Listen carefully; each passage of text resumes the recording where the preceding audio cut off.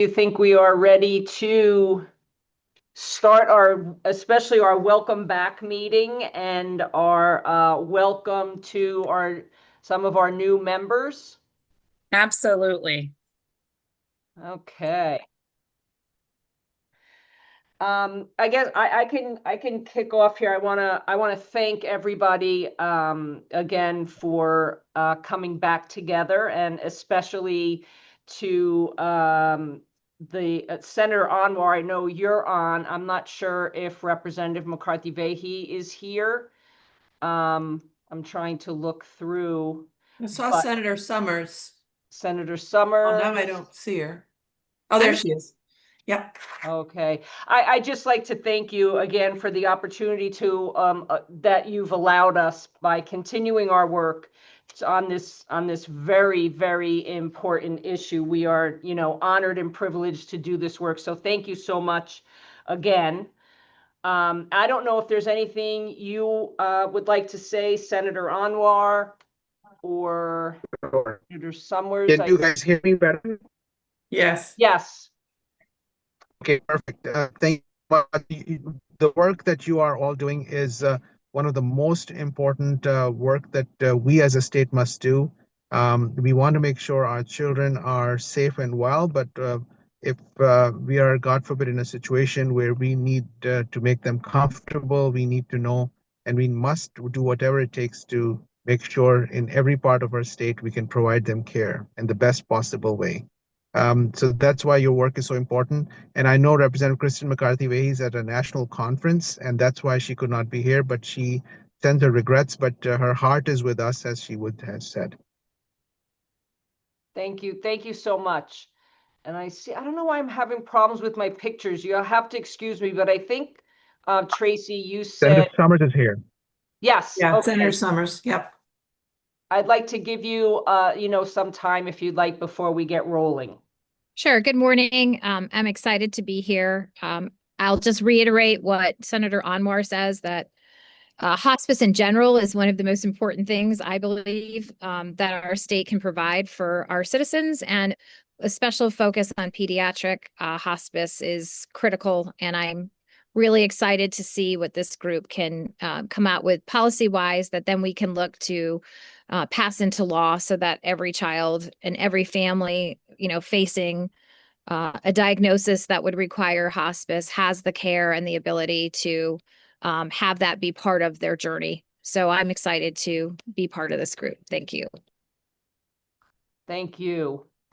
And Tracy or Kerry, if you can help me, I can only see the first row. Yeah, Representative Claire DeStetra is on too. Hi, everybody. Nice to see you. I'm pulling over to the side of the road. Thank you, everybody, for being here today. Looking forward to the great work that this group is going to do in PEDS in the state of Connecticut. Thank you. Thank you. Okay, I think maybe we are set to start. And Dr. Moss, if you're okay, I can just like to go through how we set the agenda and what it is that we're trying to accomplish today. I don't even know that we're gonna, keep you for an hour, but I do want to get some things talked about today and probably decided. But first and foremost, did everyone have the opportunity to review the approved bill? And if so, are there any questions that we might be able to help you with?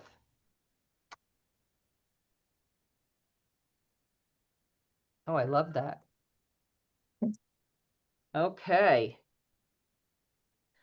Let me so everyone has had a chance to review, which is great. And I want to quickly go, if we could go, we have a couple of new members that are joining today. I would like to maybe everybody go around and introduce yourselves, and then I can go through who has been added to the group, or I can tell you who's been added and they can introduce themselves as we go around. But so I'm looking, I think Elle has joined. Yes, she has. Okay. Yes. Hello, I'm here. Elle, yeah. So, and help me with your last name. Rothermick. Okay. Elle Rothermick is from the Solomon Group from Yale Law School. She's going to be rotating her seat from an advisory perspective to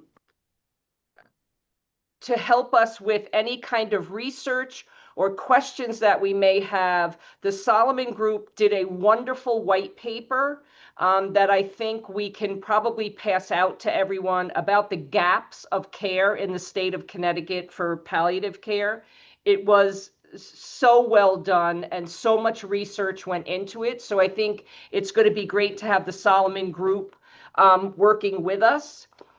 When we go around, I'll let you, talk a little bit about your background, but I also want to introduce Carolyn Torello. She is a parent of a young man that we had on service with us here. She also testified to help get the task force to meet again and be able to work further on developing this group. So Carolyn could talk about herself when we get to her. Jessica Pope is on. Jessica is a national consultant for pediatric hospice. I had the wonderful opportunity to meet her in person. She did live in Connecticut for a while. She is now overseeing a phenomenal pediatric hospice in Washington, D.C. She can tell you where else they span out over to, but I think she's going to be such an asset to our advisory group. And Melissa Withoff she joined us last year for a couple of meetings, and she has really helped me and Dr. Moss put PowerPoints together and put together information that, we have been sending out to you all. And she's kind of a really great coordinator of information in a way. So if we'd like to, and I'm sorry again, so maybe Dr. Moss, you can help me. I only have one row of people, so I don't know who you'd like to maybe call on first and go around with.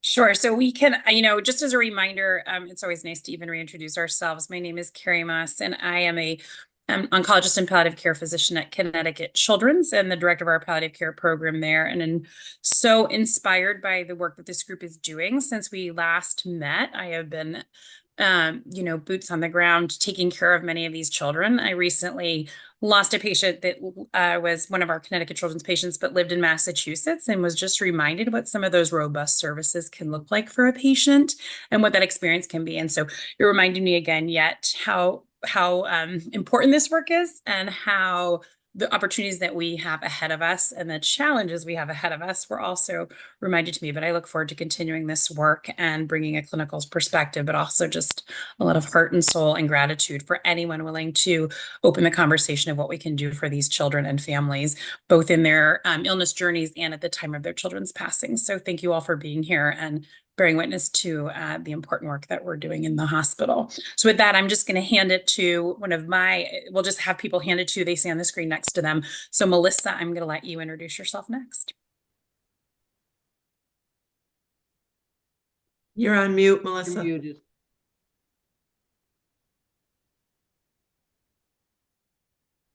Okay, I'm good. I'm Melissa Withoft. I've been a volunteer with Regional Hospice of Western Connecticut for 16 years. I retired about 4 years ago from Deloitte & Touche. I was an HR professional for about 40 years, 32 of which were with Deloitte. And over the course of my career, I've done a lot of project management, core program development, and a variety of other things. So my goal is really to help everybody on this team advance what we want to accomplish, and just make sure that we're keeping track of everything that we're doing, and we're representing your best practices and your expertise in the most in the most positive light. So I'm grateful to be here to help everybody out.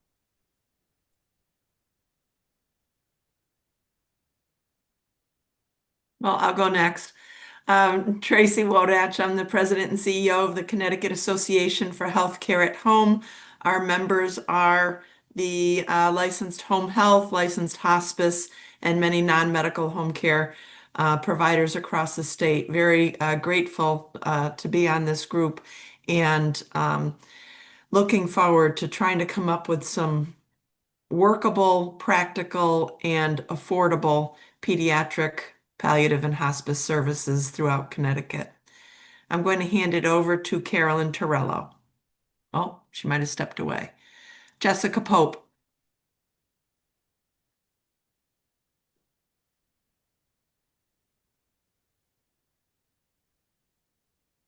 Jessica, are you there? So sorry, technical difficulties. It wouldn't let me unmute. Hi, nice to see everybody here. My name is Jessica Pope. I am, as Tony Ann very graciously introduced me, as a national consultant for pediatric hospice and palliative care and program development. I do currently work in the Washington, D.C. Tri-state area, Northern Virginia, Maryland as well, overseeing a program with an average daily census of 84 pediatric patients. I have also had the privilege of serving on the National Hospice and Palliative Care Organization's Pediatric Advisory Council, and currently sit on the Pediatric e-Journal Committee, which really seeks out to provide as much education and support for pediatrics on a national level throughout all disciplines. And it's just so incredible to have been part of this Concurrent Care, Affordable Care Act, open access planning for pediatrics over the past 15 years. I think that we've made great strides, and I'm so excited to see those strides continuing in Connecticut, and offering those programs to more kids. I will pass it off to Eileen O'Shea. Oh, and how did I miss you, Eileen, on welcoming you as one of our newest members? So I'll let you continue there. Thanks, Tony, and thanks, Jessica. So I'm Eileen O'Shea. My full-time job is as a nursing professor at Fairfield University. My background is in pediatrics and has been for 40 years. For my professional service, which is a part of my role as a faculty person, I have developed the Pediatric Palliative Care Coalition for our state as of fall 23. And with both children's hospitals and regional, the stakeholder group is now really growing so that we have diverse input and perspectives coming in throughout our state. In addition, so as you can tell, I am a palliative care enthusiast for pediatrics. I wanted to mention one other thing. This past spring, I was awarded a research, a semester off from teaching to look at research. And I chose to conduct a qualitative study amongst parents here in Connecticut who have children living with serious illness. And their stories are heart-wrenching. And for those of you practicing, Carrie and Tony, and you know their stories. I think when I finish data collection and analysis, I'm happy to share, but they are illuminating the gaps and the areas that we must address. So I'm thrilled to be on this group, and I thank you all. I look forward to the work ahead.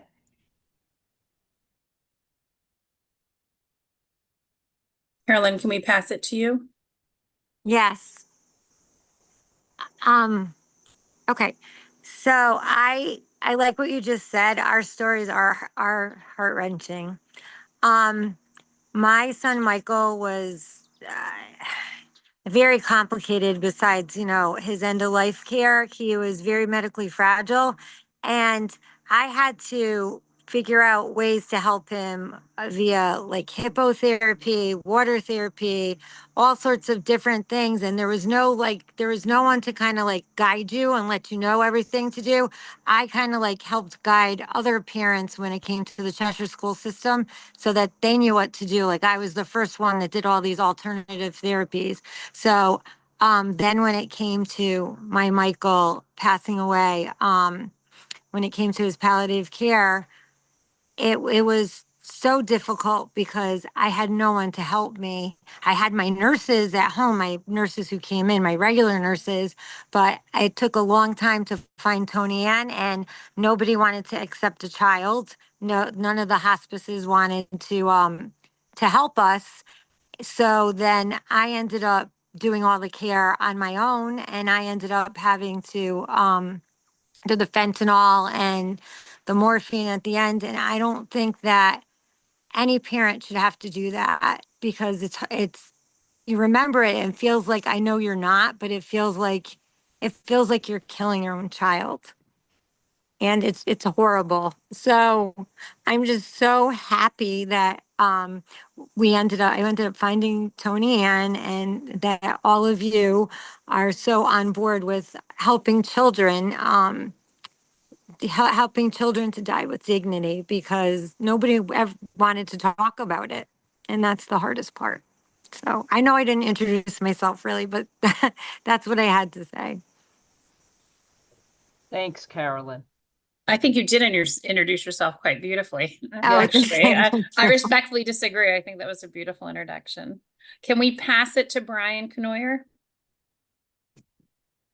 Good afternoon, everyone. I'm Brian Knoyer, Director of Government Relations at the Connecticut Hospital Association, and I look forward to continuing our work together on this important issue. Thank you.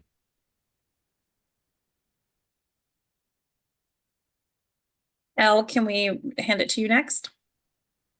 Yes, hello. I'm so thankful that the Salmon Center received this wonderful opportunity to join y'all in your really incredible work. So I'm here on behalf of my colleagues, Jeremy Pilar, who is the Executive Director of the Salmon Center for Health Law and Policy here at Yale Law School, and Eugene Rusin, who I believe some of you may have met already. He is our wonderful Senior Academic Fellow. So although myself and Jeremy and Eugene all work on a number of different things in the kind of general health law and policy space, palliative care is a big part of our portfolios. It's kind of our favorite. So we're always thrilled when we can be of assistance in any way. We did just publish a white paper. I don't know what time is anymore. I think it was last month. I know now it's fall. So looking at some foundational issues in access, we are currently working on 2 additional white papers. They're very early because we want to make sure that we're doing work that helps all of you. But so our Tony Ann said, our general role here is to just provide additional support, additional resources, and whether those be we're all lawyers. I should have mentioned that Eugene, Jeremy and I are all lawyers. I also have a background in bioethics. So we're just excited to make sure that we can marshal everything we have to help make sure that children and their families get the support they so desperately need and deserve. Thanks, Elle.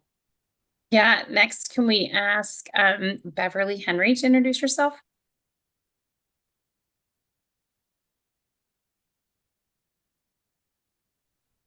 Beverly is our clerk for public health. There she is. She's what keeps the wheels turning. Good afternoon, guys. We're glad to have you. Thanks, Beverly. Barbara Cass, are you available to introduce yourself? Yes, thank you, Dr. Moss, and good afternoon, Tony Ann, and the rest of the very esteemed members of this group. My name is Barbara Cass. I am the Senior Advisor to the Commissioner for DPH for Long-Term Care. I also am a member of both the Palliative Care Advisory Council and the MOLST Advisory Council. So there's great intersection with the work that I'm doing with those 2 committees to this important work. So I, like everyone else on this call, am privileged to be part of this group. Thank you, Dr. Moss. Thank you. Jasmine? Hi, everyone. Good afternoon. My name is Jasmine. I'm a nurse practitioner with the Department of Social Services, and I am here with Regina. I have a history of working with pediatrics, with hospice, and now I currently do pediatric psychiatry in addition to working as a consultant here at DSS. I'll pass it on to Regina.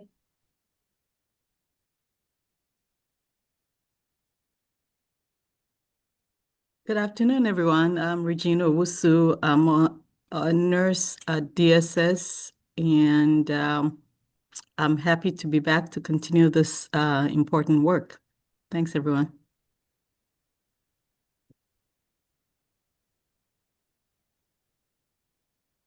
Thank you. I'm not sure if we've heard from CT-N. There are like our news station basically, like PBS. Yeah, they're just recording though. Perfect. They're just the recording. Excellent. Is there anyone else that I've left off who would like to provide an introduction or add to this? Can I just add too? I don't know, Peter, if you want to introduce yourself, but he's kind of our all things meeting, agenda, passing out information, pretty much our coordinator for our meetings too. But Pete, if you want to say anything, please go ahead. Oh, can you guys hear me? Okay. Hey guys, I'm Peter Kolakowski. I'm the clerk of the Public Health Committee, and I'll be like mainly doing communicating with you guys. So it's great to see all you guys, and thank you for your public service. Thank you. Okay, I think that's everyone.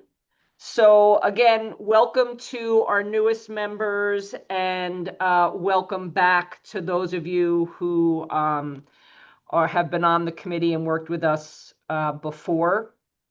I think one of the things that Dr. Moss and I talked about, and Kerry, please jump in at any time during this, but we talked about some of the things that we learned also from our previous experience was there's really a need for some members to help advise and to help us figure out, like, okay, does this make sense to move forward on this? Should we be looking at something different?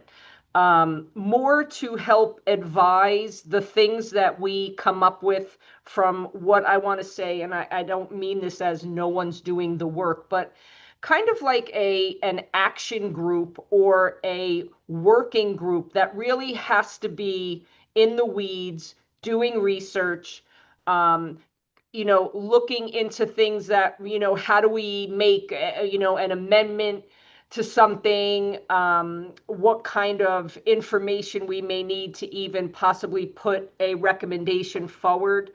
And what we have thought about was how often we need to meet, especially with those that are actively working on coming back with information. And everyone is so busy, and we totally understand that. And we're thinking more that on an advisory level, we would meet monthly, but those that we really need in the weeds, and maybe it's just 30 minutes, we need to meet more often than monthly. And we're thinking about bi-weekly. We're going to be sending out an email to those that are asked to be on the advisory group and those that are going to be asked to be on the actual work group. You might sit on the advisory group, and we might need you twice in 1 month to be, meeting with the action group. But that's kind of the perspective of where we were coming from, how to get as much work as we can to be done. But as we learned last time, and I think as just in general, time goes so quick, and once a month just isn't enough to get the work done that we need to do. So Dr. Moss, do you have anything else on that perspective? I do not. Okay. So those of you that are going to be asked on an advisory perspective, an email will be coming out to you, and we'll also be doing a survey of what day and time might work best on a monthly basis. We will try to accommodate everyone's availability. As you know, you may be able to make a meeting, you may not. They're all recorded. You can, go back and see them. We send out minutes. And those of you that are going to be asked to be on the action committee, we will send you an email also, and we'll try our best to accommodate the same there. However, we do need to meet more often. All that being said, those emails will probably come out by the end of this week.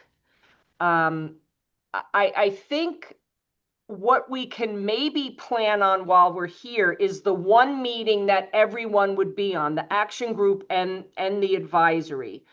I'm not sure if we want to like throw ideas out right now, if we'd rather do this in a survey approach. I'm going to ask Tracy for her recommendation on that, as she deals with large groups sometimes and trying to get dates and times to agree upon. And I know you do like a survey often with, asking about days and times. So what's your recommendation for that? Yeah, I mean, I think Peter can probably put a quick Survey Monkey or not Survey Monkey, Doodle poll or something together with times based on your recommendations. That Okay. usually works pretty well. Perfect. Okay, Peter, so maybe we can chat after this, or I can send you an email, and that's something that we would be able to do. Yeah, we can work together after. We'll talk after. Okay, perfect. As far as, so we went over the approved bill. We didn't have any questions there. I'm also going to send out, because I'm not sure that we did, because, we kind of got to the end of the work group and putting in our proposal, but I'd like everyone to also see the proposal that went in. So everyone is aware of what we proposed, as we all know what was, what was approved. So we'll send that out also.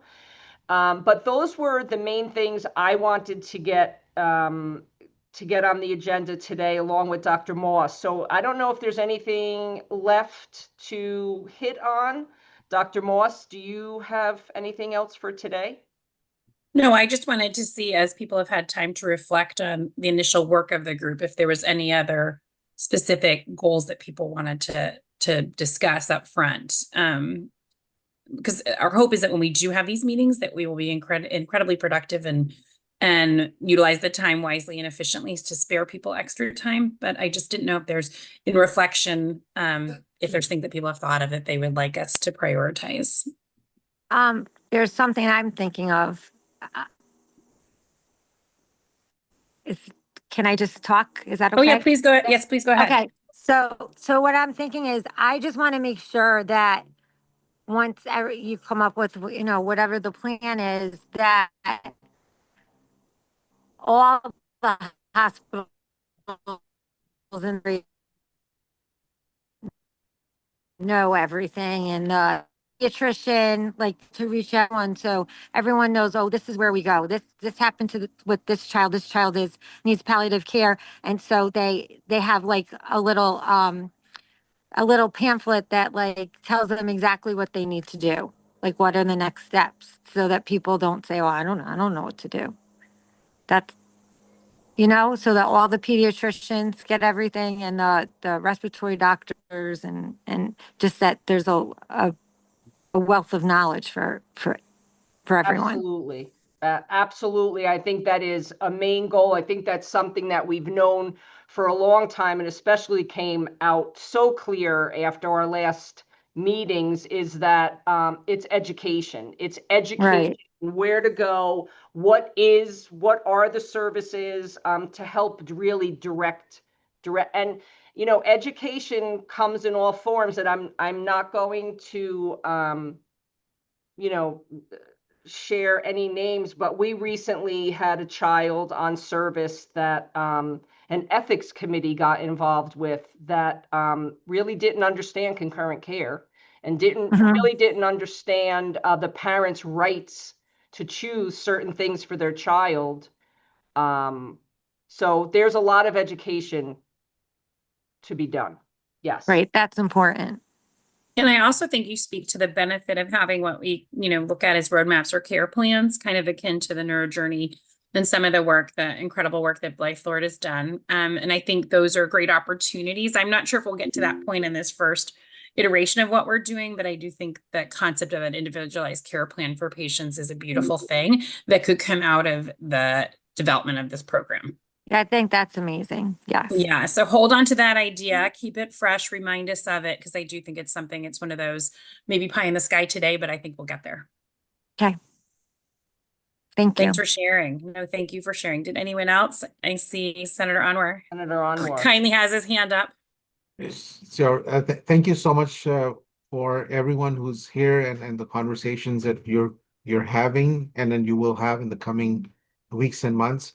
I just wanted to put this in perspective. We are hoping at the next legislative cycle, hopefully we should be able to have some deliverables so that if there's a legislative opportunity to make things happen that you think would be critical. Of course, workforce is an issue, training is an issue. What would that entail is going to be an issue. How do we actually prove that some of the things would work? How can we enhance existing hospice programs? And what would be the cost associated with some of these implementations? Those are going to be critical. Money, at times we say is tight, but I think this is one area which is so dear to literally every legislator that we will try and see what we can do to make sure we create something. So again, your wisdom, collective wisdom, and your focused asks of legislative results would be very, very helpful. Thank you, Senator Anwar. Tony, and may I say something also? Sure. I'm wondering if Elle's group, you talked about circulating the white paper, and the white paper was fabulous. I think along with the education opportunities and looking at workforce development, we know that we must work on that. But looking at other states where you isolated models that have been successful and may be a best fit for Connecticut, if we could see that, maybe have a presentation early on, so then we know what we're promoting, what type of model do we want to change and why, the rationale, and then from there, maybe we can look at, so how does that impact the workforce and the education and, Right. Kind of flow chart it down.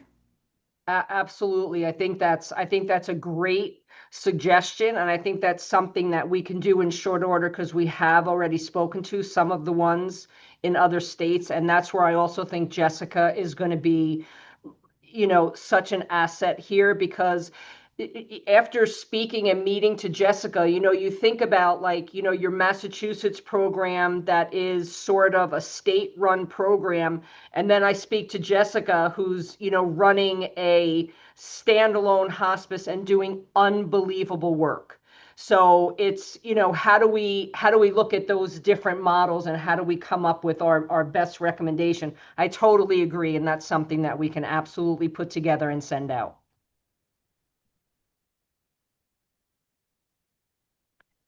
Anyone else? Because I think that was a great question from Dr. Moss. Ideas or goals that we should be focusing on?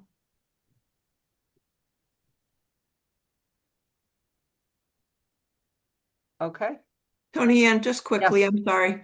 Go ahead. Senator Anwar made a really good point about the timing and legislative session and having something concrete in the proposal. I think it's important. It's good that you're setting up an action team and then an advisory group, but it's also might be beneficial if you have a target timeline for when your report is due, and then back it up and try to get certain things done on. I'm seeing Melissa's head as a project manager expert. She's probably all for that. So maybe she's on it right now. So I just think we just need to make sure we have our timelines mapped out so we try to stick to them. Absolutely. Totally agree. And Melissa is, I'll let you speak to it, but she is a phase in, phase out kind of person. So, Melissa, you have comments? But my goal and you can't get to an end result unless you have a project plan. And I don't want to make people lose their minds.